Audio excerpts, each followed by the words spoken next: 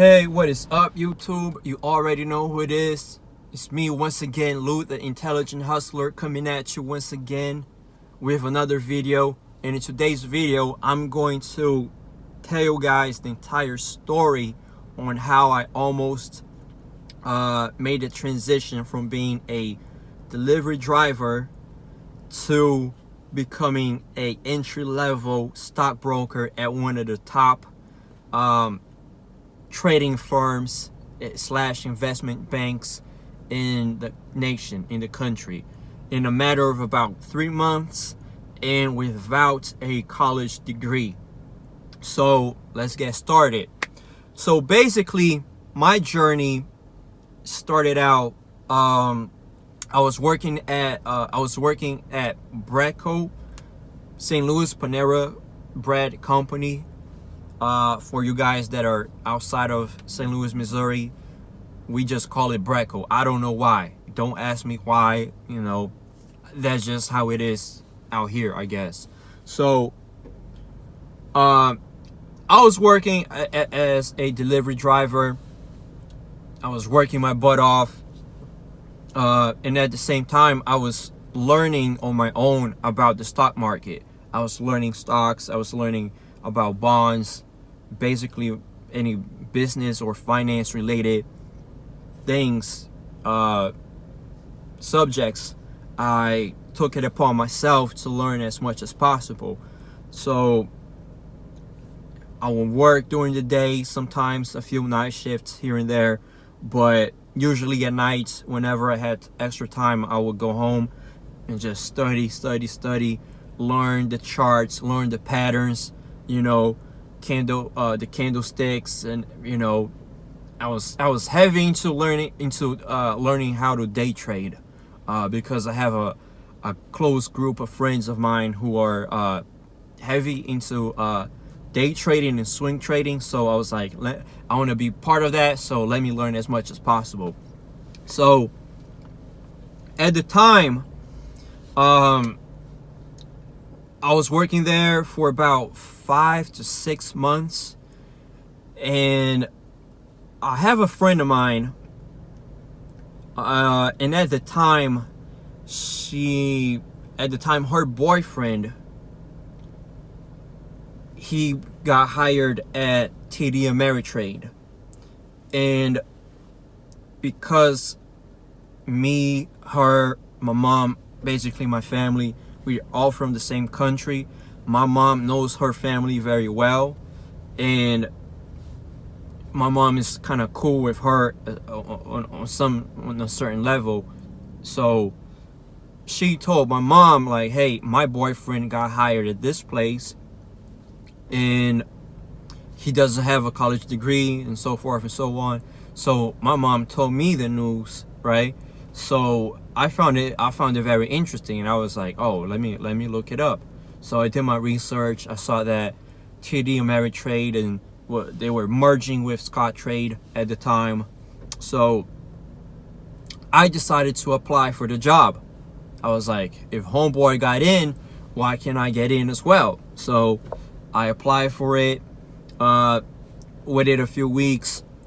They contacted me back. They sent me a assessment test. I did the assessment, returned it to them. They contacted me again for a phone interview. A few weeks later went by. I did the phone interview. And in between all of this, I had to do my background check, which took it took a long time to complete, because they wanted the entire 10 years of previous work history of every single employer, of everything that I did in the past. There couldn't be any large gaps. There couldn't be anything missing. Like, if I studied one semester at school, I had to put that down. If I did this, or if I did that, everything had to be on record, right? It was a very extensive background check, which makes sense because part of it, like, they didn't want they don't want anybody in there, you know. So I did 1 interview, 2 interviews on the phone, did an interview face to face. So I'm trying to remember. I officially got hired. Sorry. In between all of this, so I originally applied for the November class, and the November class would then be hired during this, in December. But because my paperwork took such a long time to finish, that they pushed it back, and they pushed me into the December class, and then I would officially be hired in January. And it even got pushed back even further because of the background check. So I officially get in there at TD Ameritrade in December, a little bit after Christmas. I think it was December 27th or the 28th. So I get in there, and keep in mind that they're paying me $15 an hour to actually learn the information first, and then I would actually be hired for their company, because you had to pass the Series 7 exam and then the 66 in order to be qualified as a stockbroker or licensed stockbroker or stockbroker, not financial planner. That's another topic. So I getting there, they sponsor you. I'm studying 8 hours a day in the office. You know, I put the headphones on. I have my own cubicle, my own computer with the 2 screens. So I did the best that I could for about a month and a half, and my test date was my test date was February. It was mid-February. So I studied for almost 2 months straight. Take the exam, and I did not pass the exam for about like 3 points. I was very upset about that, because if I earned 3 more points in that for the Series 7 exam, I would have had another chance to get in and study all over again and learn my mistakes and retake the exam. And if I pass the second time, I'm good. I would be able to work as a certified entry-level stockbroker, making like 40K, 45K plus commissions a year, right? So that entire experience taught me a very, very valuable lesson, that a lot of times in life you have this, you know, you think you're going in one direction, but sometimes the opportunity opens up and you're like, oh, let me explore this. Even though you may not have the right qualifications, you can probably, you know, if you if you stay on the course and, you know, put your head down and just go all in, right?